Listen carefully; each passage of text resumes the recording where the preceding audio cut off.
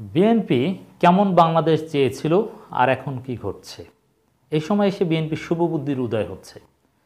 BNP আগে বুঝতে পারেনি, কিন্তু এখন ঠিকই বিএনপি বুঝতে পারছে। দর্শক, নানান বিষয়ে বিএনপির শুভবুদ্ধি আমরা দেখতে পাচ্ছি। তার একটা তো আপনারা জানেন যে বিএনপি আনুষ্ঠানিকভাবে ভারতকে বর্জন করা, ভারতীয় পণ্য বর্জন, এটা ভারতকে একটা বার্তা যে বাংলাদেশের রাজনীতি তোমরা অযাচিত হস্তক্ষেপ করো, এগুলো বন্ধ করো, না হলে জনগণ অন্য কোনোভাবে প্রতিবাদ করতে তো আর সরকার দেয় না, দমন করে। পণ্য বর্জন তো একেবারে ব্যক্তিগত বিষয়, এটা তো আর জোর করে কারো ঘরে সরকার ভারতীয় পণ্য ঢুকিয়ে দিয়ে আসতে পারবে না। আর বিকল্প কম বেশি এটা মুক্ত বাণিজ্যে থাকবে, ভারতীয় পণ্যের বিকল্প থাকবে, বিকল্প অটোমেটিক্যালি হাজির হবে, চীন এসে দাঁড়াবে।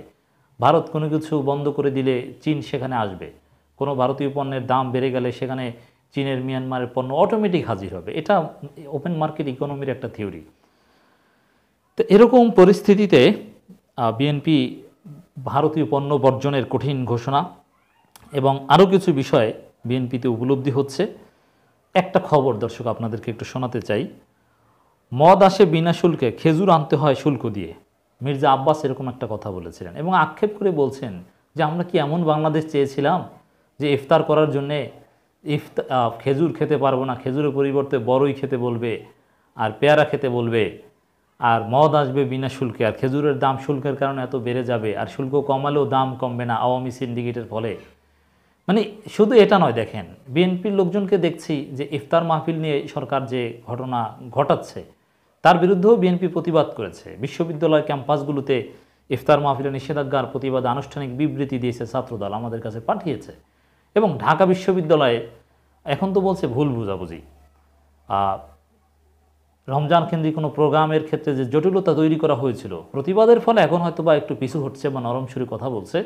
তো এই বিষয়েও বিএনপিপন্থী শিক্ষকরা কিন্তু আনুষ্ঠানিক বিবৃতি দিয়েছিল। বিএনপি এখন অনেক কিছুই বুঝতে পারছে, ধর্মীয় বিষয়গুলো এখন সামনে আনছে। আওয়ামী লীগ কীভাবে জামাত নির্যাতনের নামে এক পর্যায়ে মানুষের ধর্মীয় অধিকার সংকুচিত করার গ্রাউন্ড তৈরি করছে, এটা বিএনপি আগে বুঝতে পারেনি। জামাতকে পেটানোর পর যে বিএনপিকে পেটাবে এবং এক পর্যায়ে যে বিএনপিকে আরও বেশি পেটাবে, এটা বিএনপি আগে বুঝতে পারেনি, কিন্তু এখন অনেক কিছুই বুঝতে পারছে। তো বিএনপির শুভবুদ্ধির উদয় হচ্ছে ভারত প্রশ্নে, আরও নানান প্রশ্নে, কিন্তু দেরিতে। এখনও কিছু শুভবুদ্ধির বাকি আছে, সেটা আমরা দেখতে চাই যে সেগুলো উদয় হবে।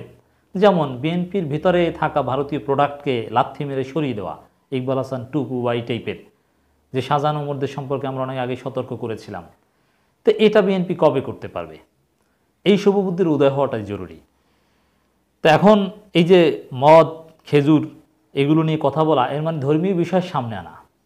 বিএনপির ভেতরে একটা বড় অংশ প্রকাশ্যে জাতীয়তাবাদ এবং ইসলামী মূল্যবোধ, জিয়াউর রহমান, খালেদা জিয়ার যে আদর্শ, বিএনপির যে রাজনৈতিক আদর্শ, সেটা ঘোষণা দিয়ে তা থেকে দূরে সরিয়ে নেওয়ার চেষ্টা করেছে। এই ইকবাল হাসান মাহমুদ টুকুরা বাংলা ট্রিবিউনকে সাক্ষাৎকারে বলেছে এবং বিএনপির মিত্র গণতন্ত্র মঞ্চ এরা বলেছে যে না, বিএনপির এই ধর্মীয় আদর্শ, জিয়াউর রহমানের যে ফিলোসফি ছিল, এগুলো ঠিক নয়।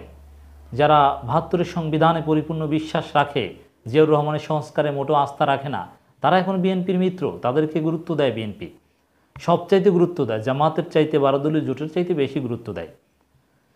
তো এই বিষয়গুলো বিএনপি এখন ভুল বুঝতে শুরু করেছে, কিন্তু সবাই ভুল বুঝতে পারছে না। এই ভুল বোঝা মানে বিএনপিকে অবশ্যই ধর্মীয় বিষয়গুলোকে সামনে আনতে হবে, ধর্মকে গুরুত্ব দিতে হবে, ধর্মীয় বিষয়কে সামনে রেখে রাজনীতি করতে হবে।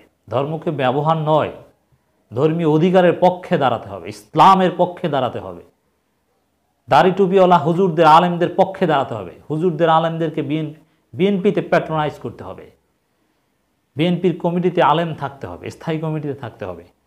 এই বোধটা বিএনপির কিছুটা হচ্ছে আওয়ামী লীগের কাছ থেকে, নানানভাবে মার খেয়ে দেরিতে হলো। কিন্তু এটার উপর ইস্তেকামাত না থাকতে পারলে তো সমস্যা। আমরা মির্জা আব্বাসের বক্তব্যটা একটু শোনাতে চাই। বিএনপি স্থায়ী কমিটির সদস্য মির্জা আব্বাস বলেছেন, দেশে বিনা শুল্কে মদ আমদানি করা হয়, অথচ খেজুর আনতে হয় শুল্ক দিয়ে। আমরা কি এই দেশ চেয়েছিলাম?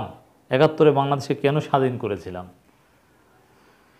দেশের চলমান রাজনৈতিক অর্থনৈতিক পরিস্থিতি প্রসঙ্গে তিনি বলেন, আমাদের যুদ্ধ চলছে, অঘোষিত স্বাধীনতা যুদ্ধ। এই যুদ্ধে দেশের প্রতিটি মানুষকে শরিক হতে হবে, কেননা আমরা এক ত্রিশঙ্কু অবস্থায় আছি। দেশে দ্রব্যমূল্যের ঊর্ধ্বগতি, নানা অসঙ্গতি দেখা দিয়েছে। মানে এই জিনিসগুলো তো স্পষ্ট যে দেশে কতটা সংকট, কিন্তু সংকট সমাধানে বিএনপি কোন পথে এগোবে? এতদিন যে ভারতের পা চেটে ধর্মীয় বিষয়কে সাইডলাইনে ঠেলে দিয়ে সেকুলার সেজে এই সংকটকে মোকাবেলা করতে চেয়েছে, এভাবে না ইসলামকে সামনে রেখে জাতীয়তাবাদ এবং ইসলামী মূল্যবোধকে ধারণ করে, এই বিষয়টা উপলব্ধি হচ্ছে। মদ আর খেজুরের মধ্যে তুলনা করা মানে হচ্ছে ইসলামী মূল্যবোধকে বিএনপি সামনে আনতে চাচ্ছে, তার প্রমাণ। মির্জা আব্বাস বলেন, কথা ছিল গণতন্ত্র, মানুষের ভোটাধিকার ও কথা বলার অধিকার থাকবে, কিন্তু আমরা ভোটাধিকার, কথা বলার অধিকার, গণতন্ত্র আজও পাইনি। এই পাওয়া না পাওয়ার পেছনে কারো প্রভাব রয়েছে। কার প্রভাব রয়েছে? ভারতের প্রভাব রয়েছে। রুহুল কবির রিজভী এটার ব্যাখ্যা করেছেন। যত অপকর্ম গণতন্ত্র হরণ থেকে শুরু করে সব কিছু ভারতের।